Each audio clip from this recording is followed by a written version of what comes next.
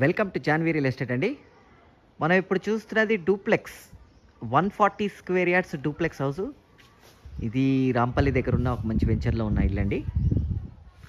Same time ఈ పక్కన ఉన్నది 140 స్క్వేర్ యార్డ్స్ G+1, ఆ పక్కది 150 స్క్వేర్ యార్డ్స్ G+1.